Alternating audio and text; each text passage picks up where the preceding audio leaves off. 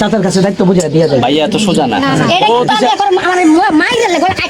আরে ভাই আমরা সাইদ। আসসালামু আলাইকুম প্রিয় বন্ধুরা, যে ফ্যামিলিটা একসঙ্গে একটা বান্ডিল দেখে নাই সেই ফ্যামিলিটাকে যদি আপনি 35টা বান্ডিল দেন, আপনি বলেন সেই ফ্যামিলিটা পারবে সেই টাকাকে ধরে রাখতে, বা তারা সেই টাকা দেখে যে লোভে আকৃষ্ট হবে না? আপনি কিভাবে বুঝলেন?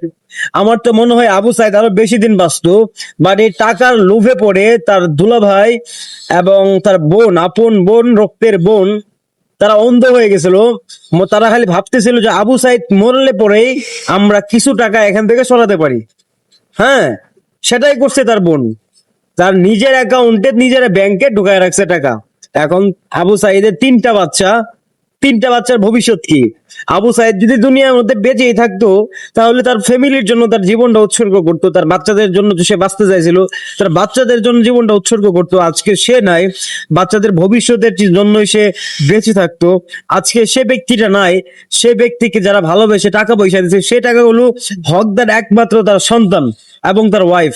তার ওয়াইফেরও একটা হক আছে, আমি বেশি মনে করি তার সন্তানদেরই হক আছে। এখন সেই টাকাটা তার বোনে নিয়ে নিছে। ভাই দেখেন, দুনিয়ার মধ্যে প্রত্যেকটা মানুষ টাকার কাছে হেরে যায়, টাকার কাছে বিক্রি হয়ে যায়। টাকার লোভে আপনার মাও পড়তে পারে, বাবাও পড়তে পারে, আপনার ভাই বোন, এগুলো তো আরো দূরের কথা। হ্যাঁ, এগুলো আরো দূরের কথা। টাকা থাকলে পরে আপনি বাঘের মুখ পর্যন্ত কিনতে পারবেন, আপনি বাঘের চোখ পর্যন্ত কিনতে পারবেন। আর সেই জায়গায় তার বোন দেখেন কি পরিমাণ রাগে ফায়ার হয়ে গেছে টাকা চাওয়ার কারণে। মনে হচ্ছে যে সেই টাকাগুলো তারই টাকা।